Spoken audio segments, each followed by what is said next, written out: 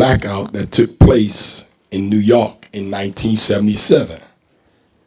When Con Ed, everything just went black in the city. It was hectic. And he said that that's the same confusion in the soul of human beings when the lights are out. And I'm here ever since. So that's 46 years ago. I was 24 years old. And Khalil and Imam Adib told me, I didn't know, I was telling the brothers earlier, I had no influence on me about Islam other than 5%ers, and that was quick. I was a 5%er for 5 minutes. I went upstairs and I told my mother I wasn't going to eat pork no more. And she said, as long as you're in this house, you're going to eat what I put on the table. So that was the extent of my 5%ism. But it was very helpful because I didn't have that confusion in my head. But they told me Imam W.D. Muhammad is the man. That's what they told me. And I stuck with that up until this very moment. I came home and I had the opportunity to hear the Imam. Let me fast forward. In 1991, I was working as a chaplain in the Sullivan County Correctional Facility. And I came in the office one morning. We had 3 Muslim clerks. This institution, it was 60% of them were in there doing life. And it was 3 clerks. And I came in one morning and I said to them, I feel I can do more to help Imam W.D. Muhammad. So that was my intention. And I said, I believe colleges and universities is the best place. Now, I'm not a college man, but Allah gave me that. I know that for sure. I'll challenge anybody. So one of the brothers, he was from Newark. He ran to the law library, got a copy of all the universities in North Carolina. And he showed it to me. And immediately I became impressed. I started planning to come to visit the area in October of 1990. My late wife was in the hospital and she took a turn for the worse, so I didn't come. And Maurice know him. Hamid Bilal was going to ride with me. And Abdul-Rahim came himself. And when he came down here, he came back and told me the people we knew from the Bronx that were down here. Naira and Penda, Muna and Mustafa, Mujahid, they were all down here. So I became excited. So then, it's obvious my first wife is passing. It's obvious. And at the time I had a son we had a son, who was 16 going on 17. A daughter who was 5 going on 6.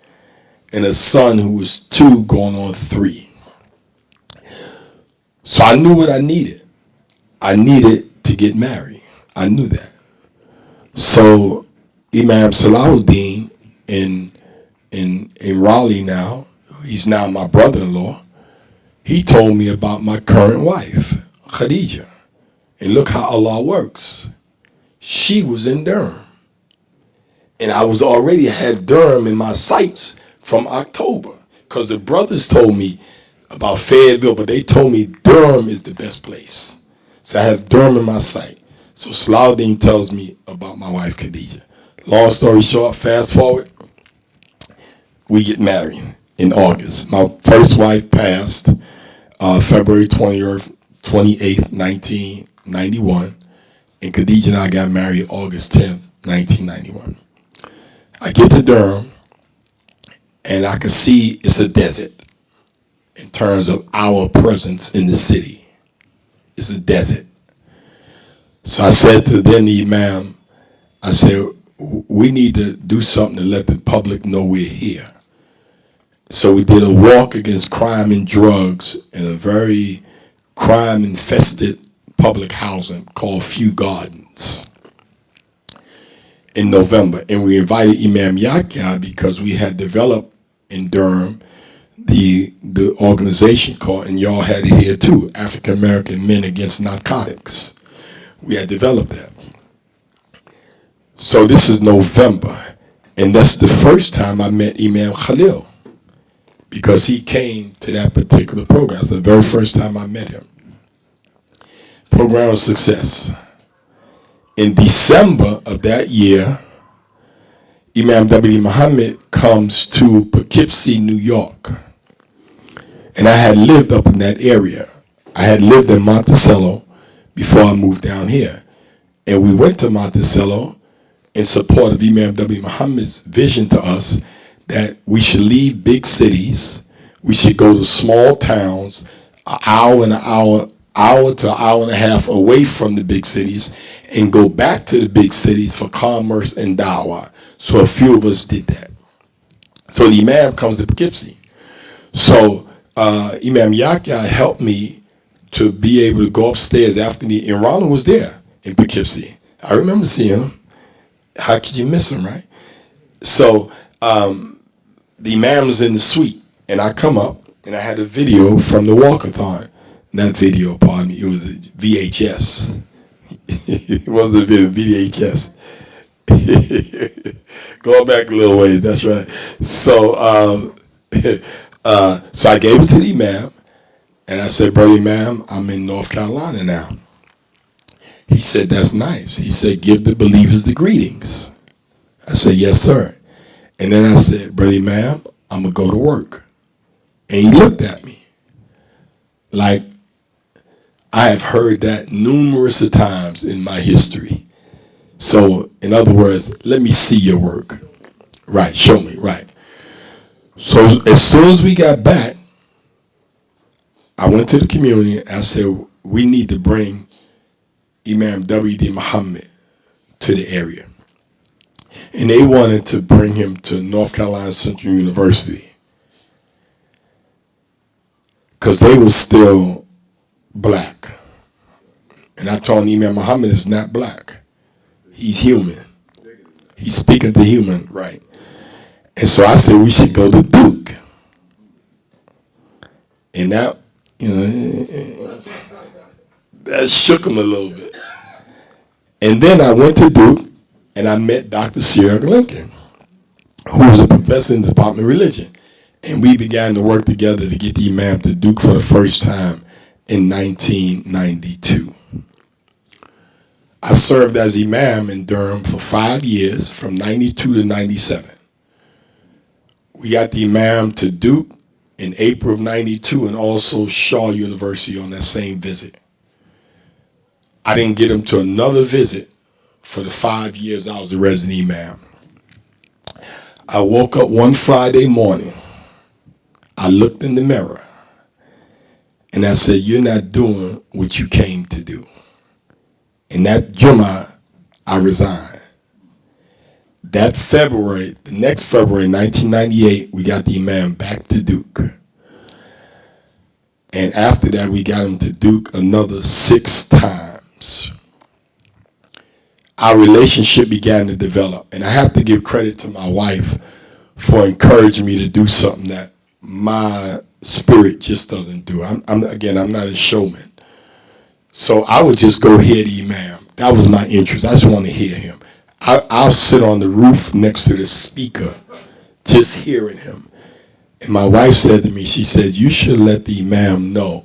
You should let the Imam see you when you go. And I began to do that. Our relationship began to develop because of my getting him to universities and doing other things with him in regards to what was taking place in the city of Durham. One Ramadan session in 2002, we were planning the Salam Nutrition.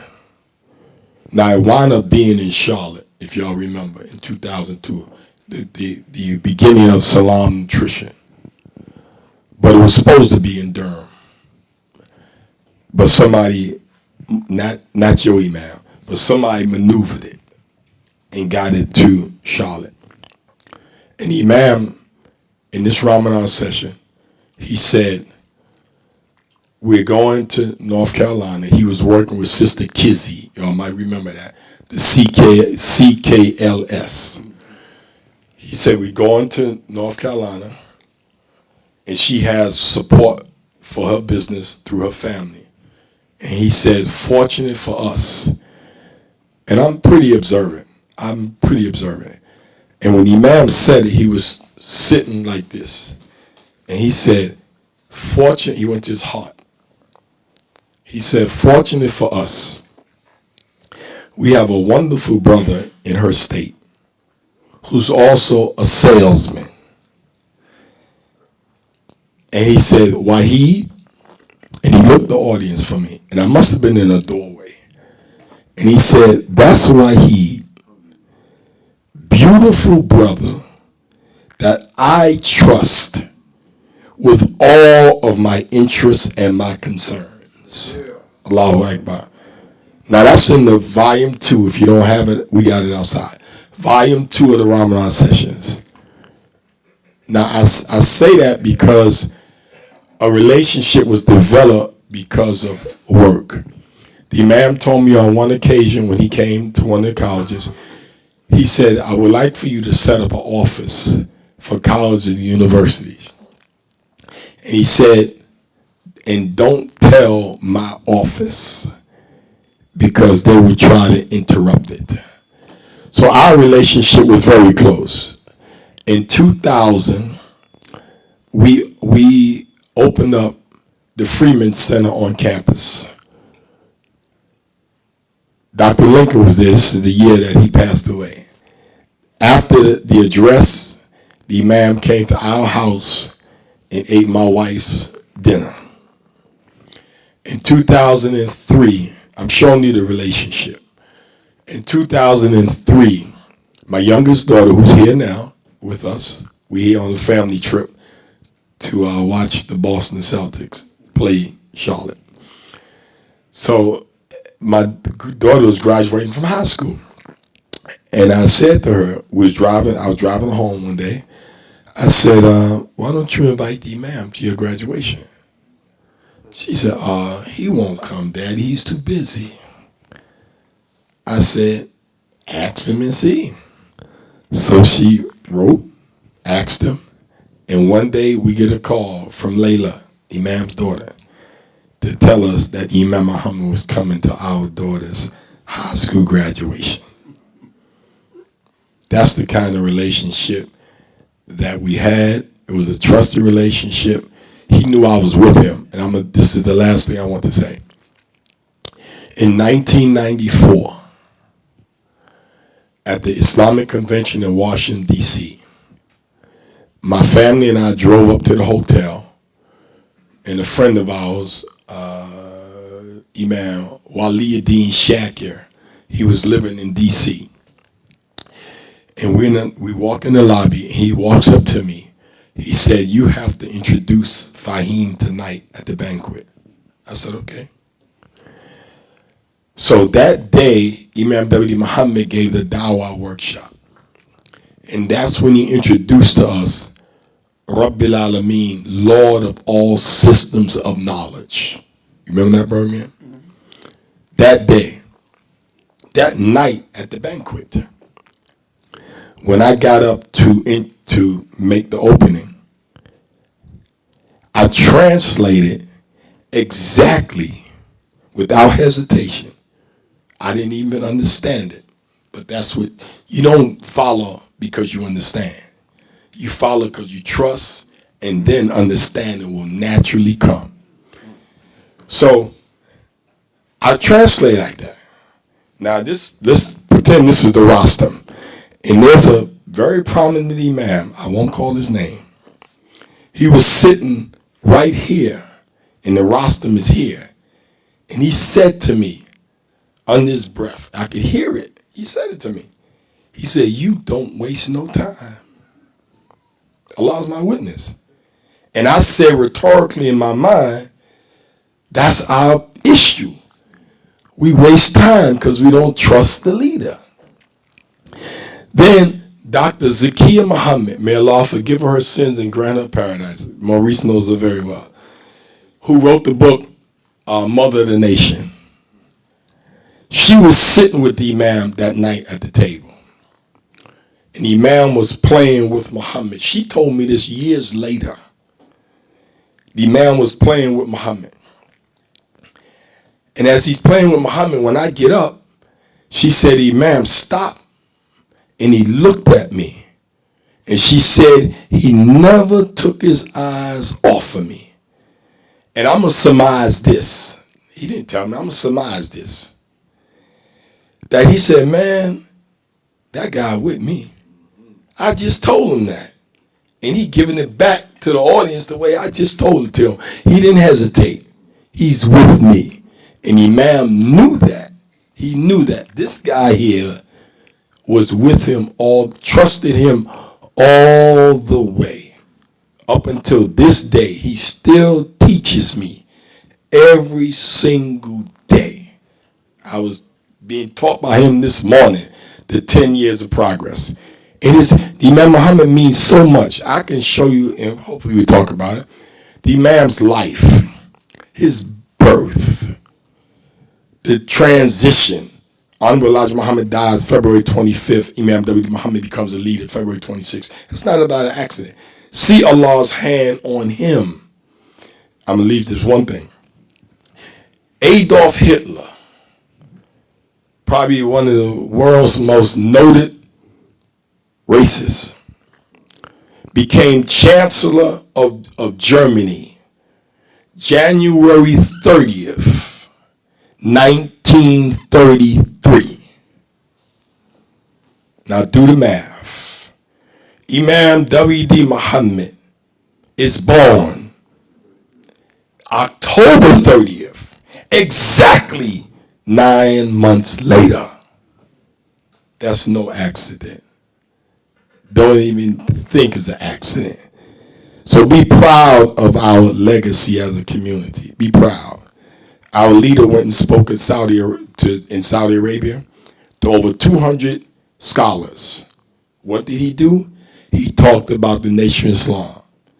And I see too many of us trying to duck and dodge from that history. That's us, brothers and sisters. That's Allah's hand on us. Imam W.D. Muhammad represents the birth of truth amongst us. I'm going to stop there. I feel myself getting wound up. Assalamu alaikum.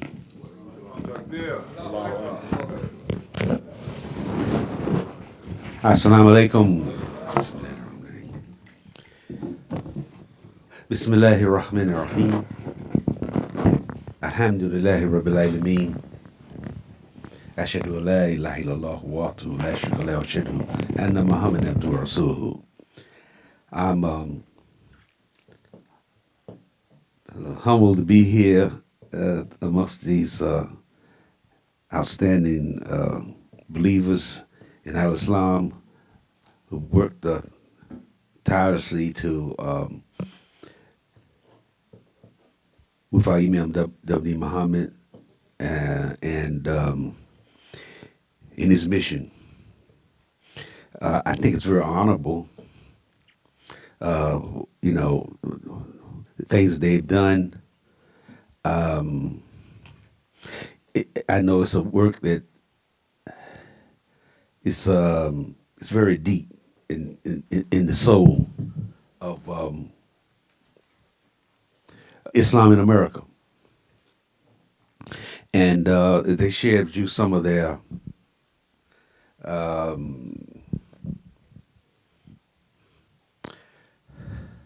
work with Imam W. Muhammad.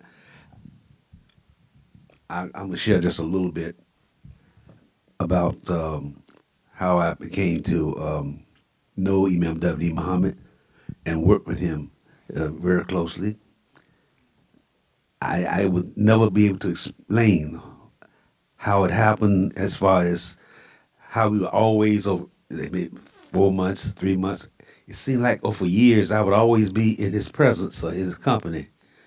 I couldn't explain it. So after so many times it happened, and I just said, it's gonna come. I don't know when it's gonna come. It's not anything I planned, but it seemed like we were on a path to meet and to work together. I'm going to go back to my origin, my genesis as a human being. You know, I share this sometime with cookballs. I used to look up at the window at night on a hot night. You know, how those hot nights in the summertime, and you can't get no. You're trying to get a breeze, and you lay by the window and look up at the stars. And my question would be, what is this all about? What is this all about? Why am I here? And we had segregation, and I've had some experience with that as a young boy. I remember sitting at the lunch counter, and I must have been about. I got some. It's strange how you can remember certain things. I had to be 6 or 7 years old, and my mother. I wandered off from my mother at the five and dime store. And so I went up to the counter and I sat on the counter and I said, I want a sandwich or something like that. And the lady said, yeah, I'm like, you can't be here, boy. And so somehow she found my mother. Somebody found my mother and come up to get me. She said, son, come on, let's go. She said, but I want to eat here. I want to eat here. I want to eat here. Now I kind of knew what was going on. But the social dynamics of that time didn't permit that. Raleigh, North Carolina. And so I said, but I want that donut. I want to eat that donut right here. She said, son, no, come on, we'll get a donut. And she kind of encouraged me and said, we'll get a donut and we'll go over here. So from an early age, and coming from families on both sides of my families who were very social leaders in the community, I just had a sense. But that question of, well, why is this? Why is this like the white water fountain, colored water fountain? And I used to intentionally go up and drink out the white water fountain. So, being part of the civil rights movement, I was with the sit-ins. We were in the sit-ins. I saw a lot of interesting things in the sit-ins. I remember one night we were marching and we were going to sit in the counters and everything, and the guy was right in front of me. And this Caucasian came up and, I mean, and I was right behind the guy. But, they said, well, we going to be nonviolent. But God's my witness. If that man had hit me, I was going to fight. You know what I'm saying? Yeah. But I was part of the movie. We were trying to get some things done.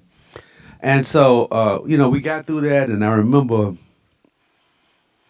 after the Civil Rights Act, then we can go to the different areas. They were integrated. And we walked all the way across town to go to this YMCA on Hillsborough Street in Raleigh. I mean, we didn't have cars. We didn't. We had few people had cars, but we were walking. Kids would walk everywhere. Walked all the way across town to go to the Y, cause it was integration, And it says, the guy said, "Yeah, I know about that the civil rights thing, but y'all ain't coming in here." So we walked all the way back across town. Now, ironically, I'm going to swivel up now. I'm in the legislature, and I go to that Y, because I'm a member of the Y. I go to that Y, and it's like it's talking to me. This is the same Y that the guy said, you go back across town, and I go in now. I can remember, and I'm getting on the situation. I'm talking about a progression of, I think it's a way of thinking. And Allah leads you to al-Islam. I remember when I was a pilot at Piedmont Airlines, pulling up to the gate as a pilot. But when I was a kid, I couldn't even go in that place. My father, we were across the field looking at that. looking at the airplane. I mean, way across the field looking at the airplanes. We couldn't even go in the building. And now I pull up, see, so I'm pulling up here as a pilot witness, and I couldn't even go in this place when I was a kid. So I'm just trying to paint a picture here. These kind of things I can't lead. It's a direction that leads you in the direction to get to this destination, and not by accident. I don't think. I mention these things because I've seen this in my lifetime. I couldn't go to the Burger King. I couldn't go to the Burger King. It was segregation. But now I own a Burger King.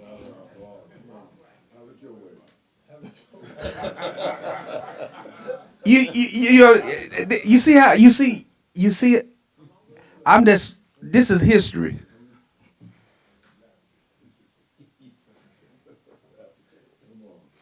And then it leads me to when I had a crew. I'm kind of jumping ahead, but I'm gonna go back also. I think I was the youngest aircraft commander, B-52 aircraft commander in the Strategic Air Command. And we were out doing flight planning. The guy and my squadron commander just happened to be coming by. It was two crews. Another crew, they were flight planning here, we were flight planning here. And he comes up to me and put your hand up here, brother. And he said, see your hand? He said, how your skin get that color? I said, no, he didn't. I got all Caucasian crew now. And I mean, now look, this happened in seconds, but it was like it's a whole year. It felt like a whole year that I was thinking. I said, no, he didn't. No, he didn't. No, he didn't. And I got, and everybody, now what you gonna do about that? You know, I was on the spot now. It seemed like it was a few seconds, but it seemed like a long time. That I had to think. I was thinking my thinking, but it was seconds. And I said, what am I gonna say about this? And I said, your great great grandfather raped my great great grandmother. Woo! That was what? Everybody, woo! The whole place, woo! He just went on off. I don't know what that guy looked, but that's what that was the expression the whole place. Now when I got out, they tried to get me to stay in.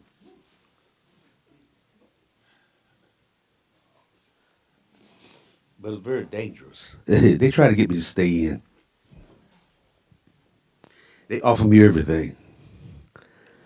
What kind of my squadron commander, no, my wing commander, he and I went through, when I was a co-pilot, we went through training together. We went through the aircraft pilot in command training. I went through co-pilot training at that time. So we got to know each other. And he became the wing commander. So I could walk on water on that base. I could walk on water. I mean, I was good to go. So he tried to convince me to stay in the military. But see, the thing about it is, I'm flying over North Vietnam at 2 o'clock in the morning, and I'm dropping bombs on these people. And they shooting at me. And I'm saying, is this real? Is this real? These people shooting at me. And I said, wow, I should have threw that wine bottle and hit the police car like my friend did. That's how he got it. Because this is for real. This ain't no dream.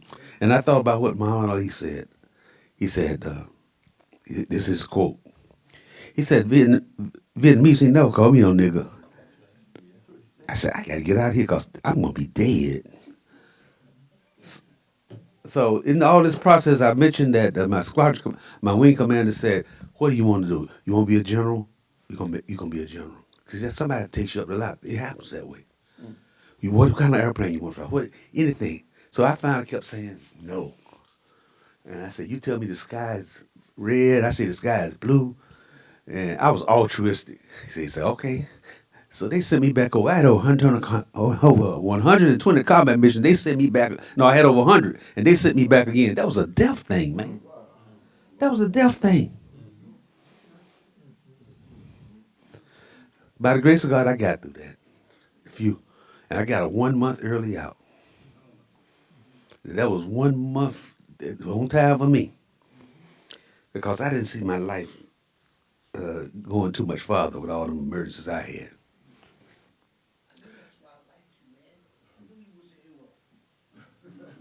I'm a roll. I don't know about no hero. I'm a roll.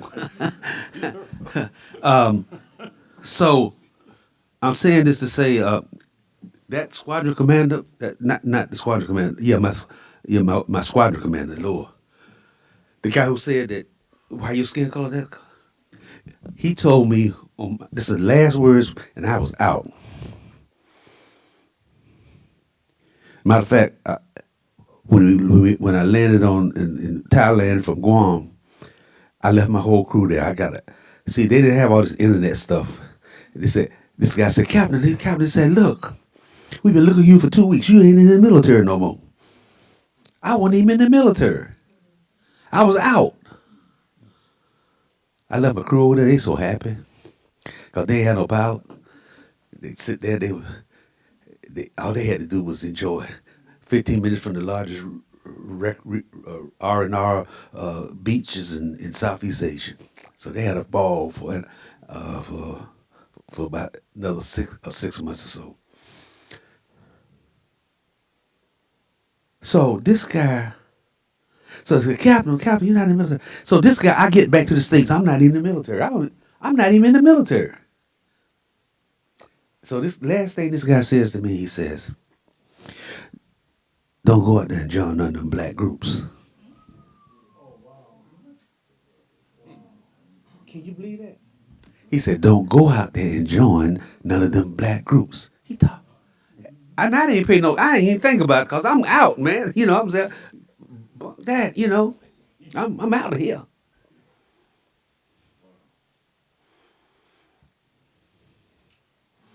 So I had been I read Muhammad Speaks. I pick up Muhammad Speaks. So when I was, in the military, I pick it up.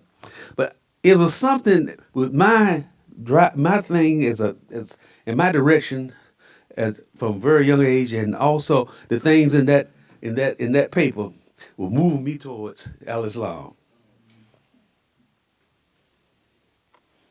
I remember that picture in there that says, we got to fly these. The guy's a pilot. We got to fly these. Do that. Do something for self. You remember them big pictures they had in the middle of all the in different trays and everything. But they had one, and I had it, but I don't know. I lost it somewhere. It said we need to fly these, or something like that. So that picture worth 1,000 words. So that's on my mind. I'm working with Piedmont Airlines. And I'm asking to, I write down Abdul-Hafeez, but actually it's going through Rasul because he deal with all the business. So he said, I write him and said, I'm a pilot of Piedmont. I like to fly for Nation of Islam. So, look, a few months later, I get sick. Yeah, come on to Chicago, we'll talk. So I introduced to him and said, look, we want you to take over our aviation operations, to be the director of aviation. And I said, okay, that's good. So I get to Chicago, and that's another journey. Yeah, and Abdul-Hafeez passed that in '75, and then Imam W. Muhammad was there, and that's when I first got introduced. Well, other than like many of you who knew Imam W. Muhammad from his lectures and all that kind of stuff. He was just coming in then, and it was a lot of turnover, repositioning, and redirection, and so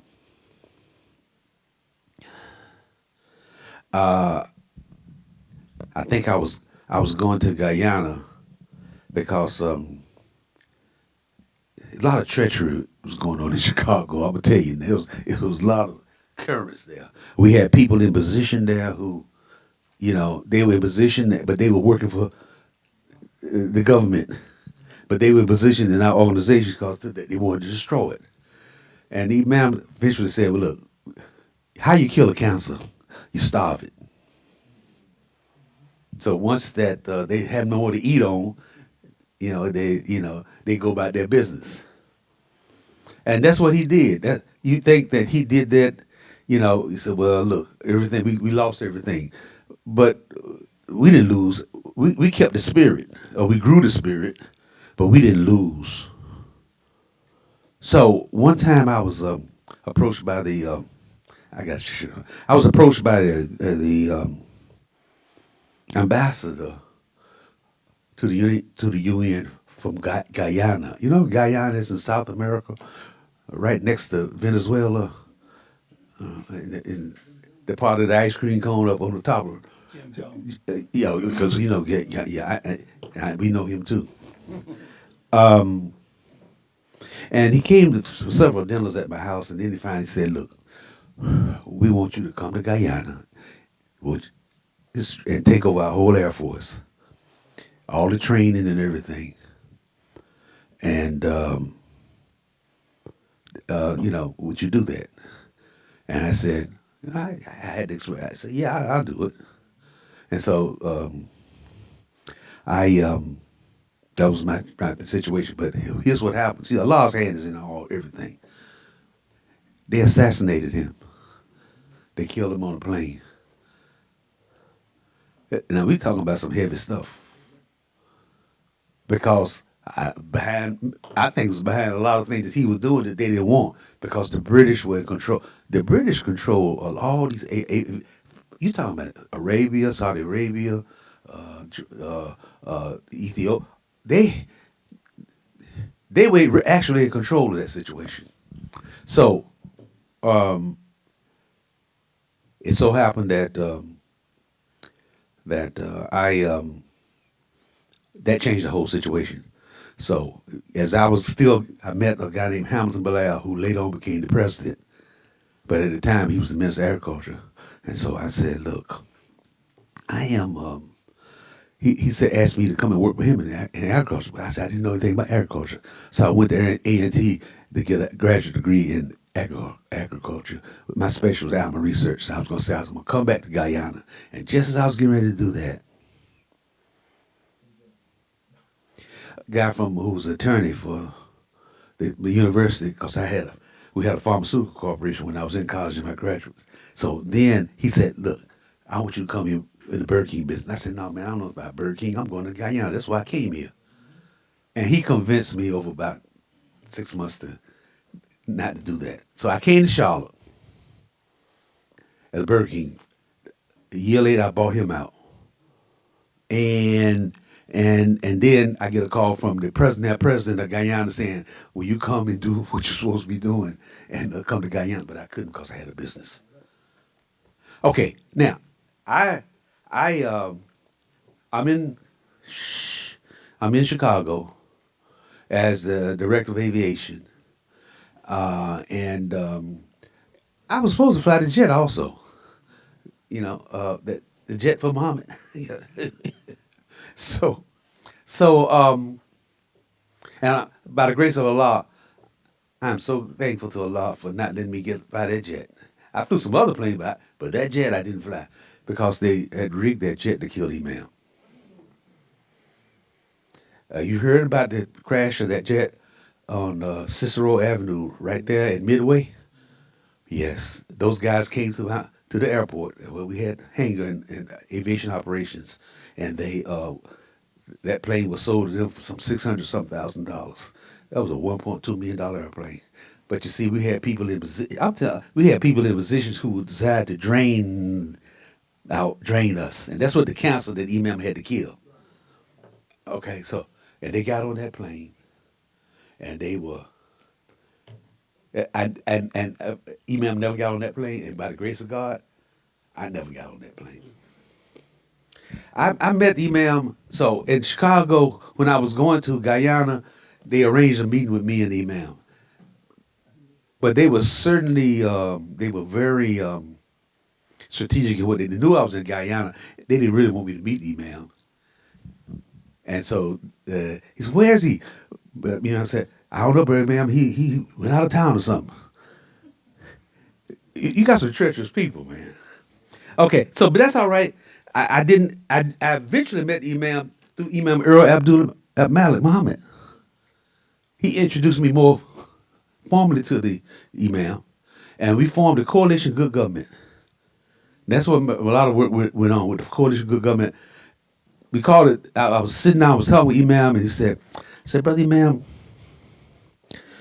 what should be our name? It should be some kind of good government. It should be some kind of good government."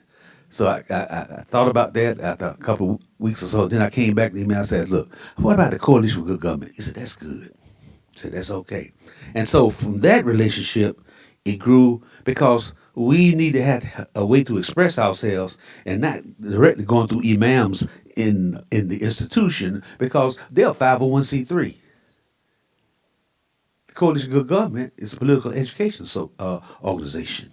And so that kind of separates that situation where the Massachusetts don't get into the problem. At the same time, we can address political issues with our perspective. And many other times I had opportunities. There's so many other times I had opportunities. One time we went to UN. This man right here. he was in Milwaukee, but I don't know what Earl was with, but I was sitting in the car, and the Imam passed by, and he said, "Councilman, come on out the car. You going in with me? Come on. You very important." He always made you feel important, didn't he? Then he always made you feel important. I said, "Okay, brother Imam." And he was talking to the Presbyterians, and you know about that. So I was talking to him one night, and he said, "Tell the Imam, if you got anything," I had my computer and I had a portable printer.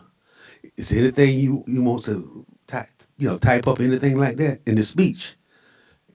Tell him that you're available to do that. So I did. I get a knock on my door at 6:00 in the morning. The Imam want to see you. I said, "Okay." I go in the Imam's room. He said, "Y'all call the council. Councilman, take a look at this right here." It was a speech for the UN. He said, "Take a look at this right here. I want you to type this up for me. Anything you want to change." He said, "Anything you want to change, you're going to change it, okay?" I said, "What? Anything I want to change? I ain't that crazy. I ain't changing nothing. Matter of fact, I'm going to make sure I got every word for word in there." I said that to myself. So I sit there and do that and give it to him and say, "Okay." And it's a lot of time. We invited Imam here to Charlotte on many, many occasions. Matter of fact, he came to the first meeting of the Coalition Good Government right here in 1997. Were you there? Okay. And so, but it goes on and on. That's the relationship that I had with Imam W. Muhammad on many, many, many occasions. Imam Khalil also on many, many, many occasions. And we have to keep his legacy. He said, "What did he say? Good future, create a good future for him." We obligated to do that. So if the more of us can understand, as we talk about more things important that he said, and this man is playing a role in this that I don't think he realized what great role he's playing in keeping promoting this understanding of this great gift we have. As we study it and look at it, what did his tafsir? If we can the better we understand it, the better we're gonna be as a community. And it's powerful. It's very powerful. And I don't think we should take it for granted. And we should just study it. And not only it works, I bear witness it works. And many of you can bear witness it works. Put it in action. Put it in action. And the results will be self-evident. Assalamu alaikum. I'm sorry.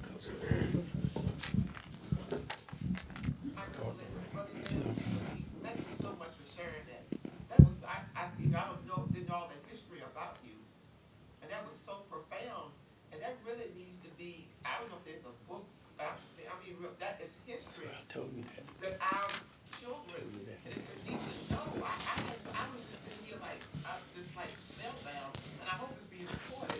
That was powerful, and you're such a humble man. Nobody would know that you lived all this history. Because I can identify with the one calendar, one the back door, and I knew I felt that emotion because it was emotional when you talk about losing your mother. But that was thank you so much. Which I'm thankful I was here to get that. That was so powerful. Thank you so much. Somebody, they got to get that in some kind of writing. Your brother family to look up right there. You can write it. Brother family, this stuff. I'll assist him. Somebody need to get it. That's all I'm I told him, Sister Valerie, more than once, what you're saying. Yesterday too, didn't I? Yep. That's confirmation. Brother man, don't sit on Triangulation, they call it in research and everything. That's powerful right there. I didn't know none of that. Yes, sir. A giant. And I had Absolutely. I know you're a giant because I know, but I'm saying not to that level. You traveled countries and been with dignitaries, flying planes, and You all listen, this bro. kind of stuff. Now I eat Burger King, but can I come get a free burger? That will get one. Have it your way. That will get one free. Brother Sharif.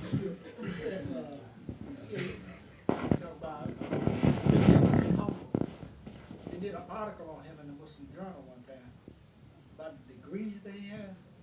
Took up 2 pages. Wow. I couldn't believe it. I said, I would have never known if they had put it in the Muslim Journal.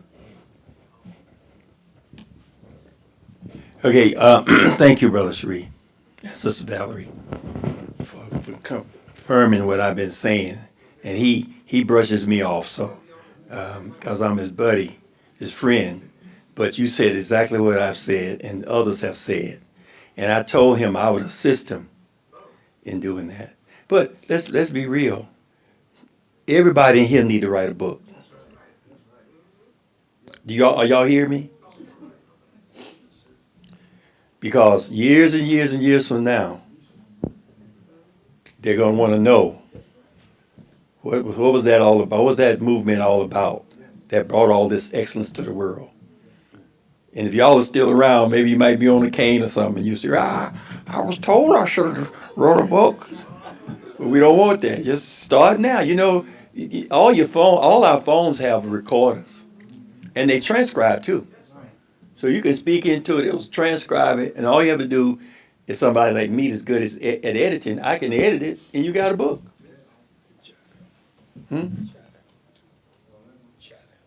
Chat GPT will help too, right?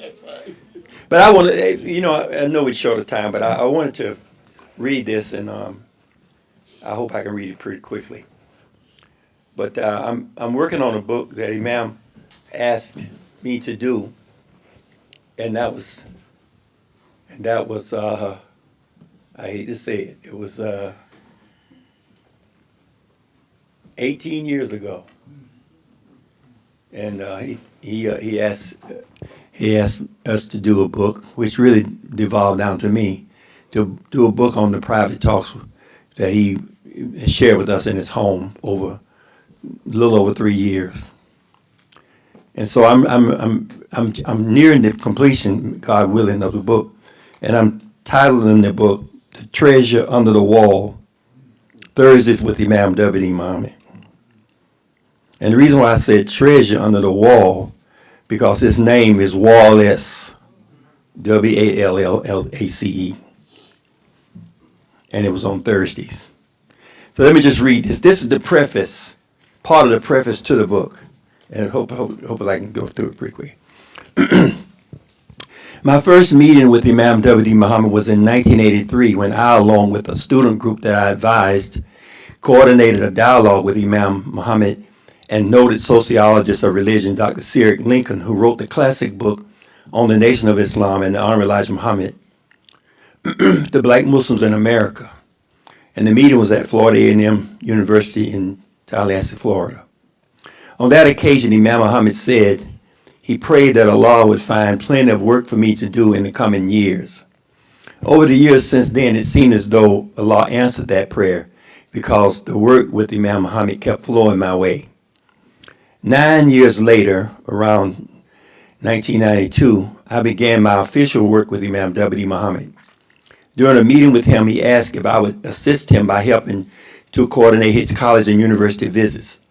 I agreed, and in the late 1990s, Imam Muhammad asked me to further assist he and his ministry by working in the area of interfaith dialogue, and as a result, I became a close associate with the representative of the Focolare movement in Chicago, and I was blessed to become acquainted with Reverend J. Rock and Robina Winbush of the Presbyterian Church USA.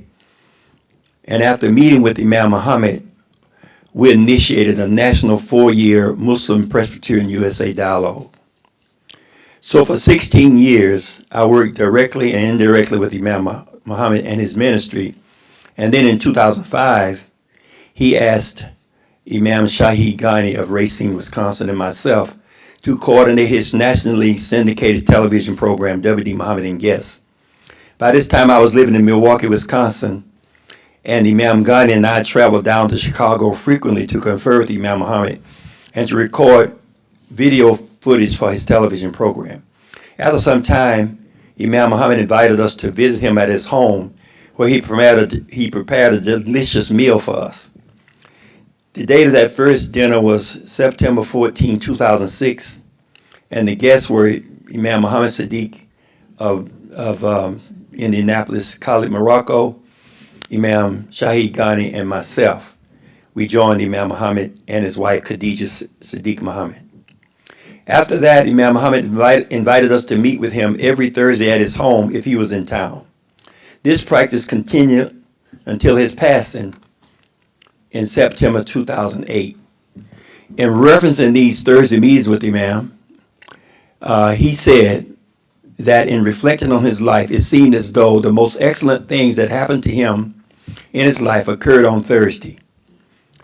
He said, if I had, just a side note, he said, if I had something that I had to do on Thursday, I knew it was going to turn out all right. These meetings were digitally recorded per Imam Muhammad's request, and after a year, he said he wanted us to keep the recordings as a gift for our service to he and his ministry, and that he wanted us to put them in book form. So on September 19, 2007, he said, I'm quoting him, "Okay, so I have told you all about the burden that I have on my heart, and any way you can help, help. What you record of me, I feel good about it because I do not want everything to die with me and be lost. And what I share with you all, I'll give it to you in writing, that it's your responsibility. You have no obligation to anybody, my office, the ministry, the mosque cares, or anything. If you want to appeal to the people to finance putting some of it in writing or all of it in writing for the future, you can do that with my support. But you have no obligation to give the responsibility to anybody, and that includes the money. If you get money for it, use it for yourself. If you want to give a donation from it, that's up to you all. I'm serious. This is not something I'm just thinking about. I looked at it a long time ago. Yes, this is a project for you all. You don't owe anybody anything, not me, nobody anything. It's a service. It's valuable. This is my way, and I believe God is moving me to do this. This is my way of putting it in your charge. And don't think that some of this doesn't have a place on bookshelves or libraries of higher institutions of knowledge, higher institutions of learning." Continuing, he said, "I'll leave it to you all to put it in the form, in proper form, put it in that form and on paper. And as you look at what I've said, if you look at it, put it all on paper and then look at it and say, well, he's talking on this idea or such and such idea in this focus at this particular time. And at several other times when we met with him, he came back to this idea. Maybe his focus changed, maybe it didn't. So you have to look at that, and when you look at it and you put it together, you're probably going to see a progression. Once you see a progression, then begin typing. Set your sight on that, because there should be a progression. For any discussion of an idea, there should be a progression. And when you find the progression, then collect everything that shows progression. So you think about it, and maybe you'll come up with some other language, a language that would identify the whole of it, like a title. And he went on to talk about the title, and I'll stop. But I wanted to say that because for the last 16 years, that's what I've been trying to do, is put together all of this thoughts and ideas, lectures, meetings that he gave us. And I can say without hesitation, the mind that God blessed Imam Muhammad with is a blessing to the whole world. First to us, though. It's first a blessing to us because you all know the history and you know how they plan to have us not get education. They plan to stop, as this guy in Virginia, House of Representatives or whatever, and he stated, it's on record right now, you can read it for yourself. He said, our hope was to prevent any light getting to the mind of these people. Talking about African Americans who were in slavery. And if we could do that, if we would be blessed to do it, we would reduce them to be like the beast in the field. So the way of God is donkeys, that's right. The way of God is he always chooses the most downtrodden and he raises them up to show his power as God. That's us. And this is why I feel like a tiger or something when somebody tries to come and tell us how to practice Islam. When for 400 years, there's no record that anybody came to even complain about what they were doing to us in slavery. We don't even know. We never will know what was done to us. Like he was saying about, you said your great, what did you say? What did you tell the guy? Great-great-grandfather. Your great-great-grandfather raped my great-great-grandmother. That's true. In this book, Brown Americans, that Elijah Muhammad used to refer to, there's a section in there where they talk about how families, when their girls got a certain age, they feared for them because of what he just said. But it's a real thing. It was a real thing. Yes, and that's why and my wife can tell you, when I see African American women with white men on television, them genes come up in me. Because I'm remembering that, man. What was that book? Brown Americans. Right, and the author is, his last name is Embree, Embree. You could probably find it, but it'll be like a used copy or something. I found one on Amazon, yeah. Imam, when Yes, you say that you would basically fight anybody that comes up to try to teach us how to do Islam, is that because they come with arrogance? Are they just trying to change us culturally? Yeah, If we're doing something wrong and somebody comes to correct us, aren't you supposed to be, have humility to at least yeah, accept correction? but what I'm saying is we had 100 years we had 100 years since we were trying to live Islam, 1930, for people to come and try to correct us. Now when we got it right, now people want to come. That's what I'm saying. It is an arrogance. Yeah, that's a good, yeah, it's a sort of arrogance. But the truth, because the Honorable Elijah Muhammad, when, he had what Dr. Lincoln called proto-Islam. It was kind of like Islam, but it wasn't it wasn't classical Islam. And so many people came to the Honorable Elijah Muhammad to advise him that, this ain't really Islam. And he actually did listen to them because he made Umrah in 1959. The Honorable Elijah Muhammad did, even when it was still a nation of Islam. Several times, right? Pardon? Several times. They've been to Mecca several times from what I heard. Not the Honorable Elijah Muhammad. He only went once. Anyway, but when he saw what Aramco and these other European entities was doing to the Arabs, taking their oil and taking the wealth out, and he saw the abject poverty in those countries. He said, well, if they're telling me Islam is going to bring me this, he said, I'm going back to what Mr. Farad taught. And he did. He went back. We have books. We have actually publications where Elijah Muhammad was showing us how to do the prayer and teaching us about the 5 daily prayers and what they meant. So he was influenced by that. So, but maybe it wasn't time. Huh? Yeah, maybe it wasn't time. I don't know all the particulars of it, but there have been people advising. There's a man, I don't know, he was a Palestinian man who really arranged for the Honorable Elijah Muhammad to go on that trip to Mecca, the Umrah. And he was trying to get the Honorable Elijah. So he listened. And he actually had teachers to come among us to teach us Arabic and everything, the students in the school. So when Imam Muhammad became the leader, his job was at first to remove us from following the mythological concepts and proto-Islamic life that we had lived up until 1975. So 1933 to 1975, we were in this proto-Islamic, and nobody could come among us and join us who was not African American, who was from another country, etc. So it was sort of like a shell had been placed around us in the teachings itself. But when Imam Muhammad became the leader, he had a desire to bring us to classical Islam. And so from 1975 until his passing, 2008, that's what he was doing.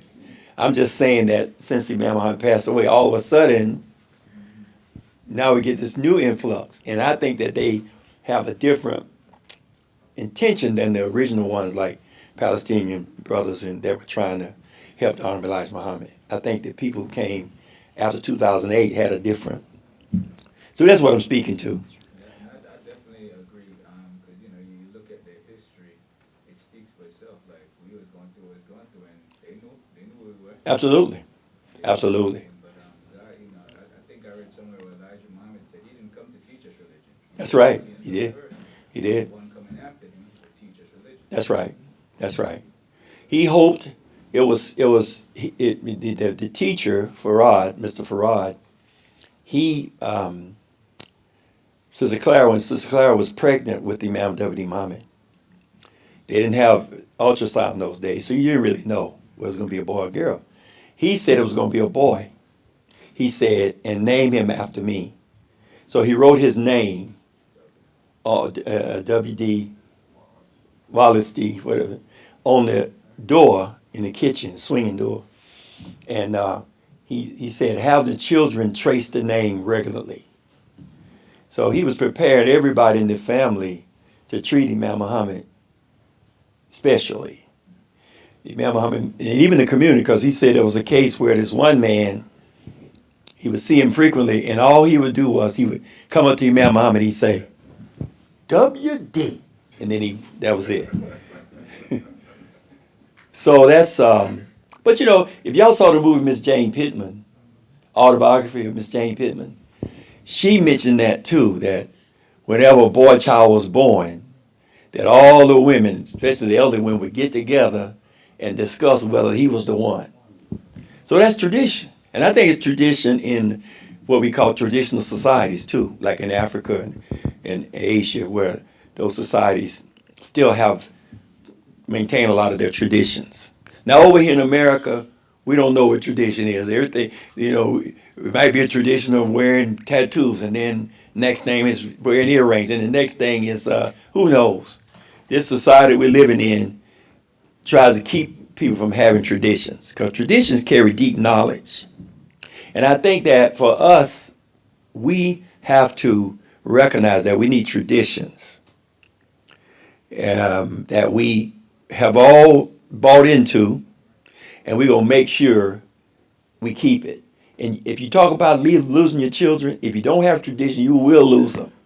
This society is poised like wolves for our children to come out there and grab them.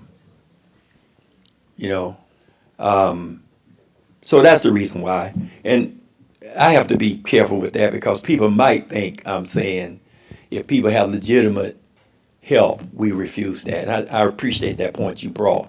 That's a point well taken. And I have to be careful with myself saying statements like that. So, anybody want to, we're pretty much at the end, but anybody want to ask questions or give input? We are at the end. Go ahead, bro. Yeah, I think in conjunction with what you were saying just a moment ago, this morning in our class, brothers, we were talking about state of affairs as Muslims here in North America, given our present set of circumstances that we did not create, but yet we have to deal with, both on the political sphere and so forth. And one of the unique things that has taken shape in America is that the unity of the Christian right has formed itself into a viable force that is almost unquestionable and unconscionable. And they've determined themselves to be the Christian nationalists. And they are prepared to set the Constitution aside, that church and state do not have to be separated, that they prefer to have a form of government that allows the church, Christianity in this case, to rule over government. So the question that rises for us as Muslims is our indigenous Muslim community, which you just mentioned from the Honorable Elijah Muhammad, who came by way of, Fard Muhammad, and the outgrowth of that experience was Deputy Muhammad came after his father, and in the process of that, Minister Farrakhan developed a resurgence of the NOI, and really at the early beginning of that was Drew Ali, 1913. And those three components are all connected because they all came from the same genesis, which was how can the black man in America, called a Negro at that time, have an identity with religion that is not Christianity, because Christianity had been enslaving us. And those components were all from the same cloth. The final point, though, was those four entities do not work together. It is a unique opportunity for us to learn how to form a coalition, to come together and work together, not on the basis of establishing whose religious doctrine is right or wrong, but only on the four birds: education, government, business and industry, and of course culture, because we're all affected by those four. And really, we're the group as Muslims now, because there's hundreds of thousands of us in North America today. So our thought is, if we form a convention that does not ask for religious preferences in there, meaning they are Muslims, you come from your different persuasion, your different practices. We're not here to discuss religion. We're here to discuss the four birds of how we can all use our presence as Muslims in North America to form viable entity that will help us with our education, because the national government is going to fund education in some form somehow. We need to be united in how we expect the government to help us support our religious schools, just as others are doing. Secondly, with government, we need to have the government help us, work with us on finding capital, to find credit. And of course, our cultures you mentioned should be preserved. So that's part of our speaking right now. The brothers are talking about that. So we'd like to have you help us to understand how we might pull something like that together, or effectively have an engagement where we as the Muslims over the next 200 years will have an identity in America in those four areas, even though we might be separate in our practices of the deen.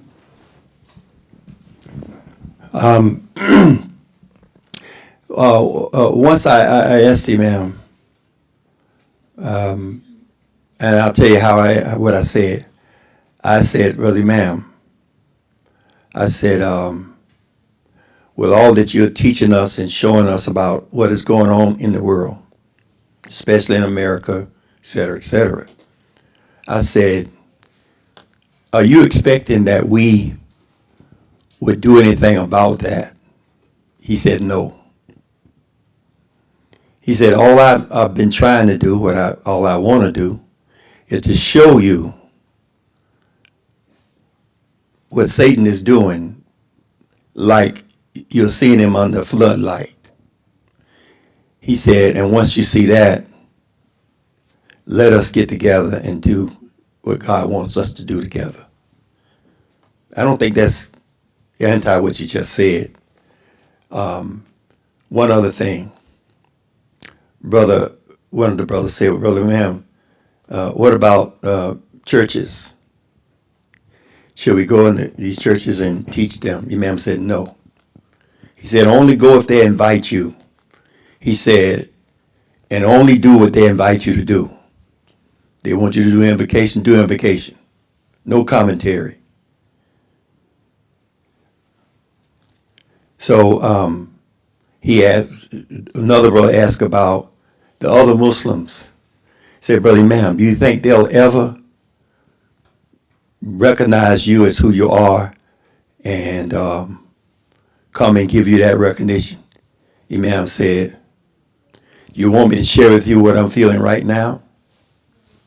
He said, they're not even worth talking about. I'm almost telling you verbatim what he said. And I have it in the book. It's going to be in the book that I'm doing. I'm saying that to say, you all are doing a great work. Keep doing that. And whatever comes up, address it. But this crap that they got going on in the world, this crap that they have going on in the world, and it's not accidental, and we know it, like what you're explaining, we should not spend 1 second worrying about that. Because when we were in slavery for 400 years, this same crap was going on. And it didn't bother us then. It's like this is just me now. We all concerned, Kamala Harris, and maybe, please. Politics is not the answer for us. It may be an answer for what is political, but for our whole life, politics can't save us. We need all of those you just named, all of it. And we need to do it, in my opinion, as people of faith. We have to believe, we have to have faith in God, that God does what he wants to do. And if he has favored us, let us show that we are favored.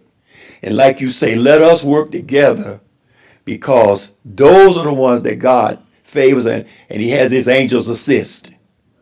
But I think that we will get dissipated, our energy will be dissipated, we'll get disappointed, hurt, feelings, and everything if we wait too much in what they have going on. Because they always have, so this thing here you're talking about, what was it before? Moral majority? What did they call it way back when? Moral majority. So they always, but see, I saw this movie once. In the movie, they kept saying SSDD. And they never explained what it was, but near the end of the movie, one of the characters said, look, you've been saying SSDD.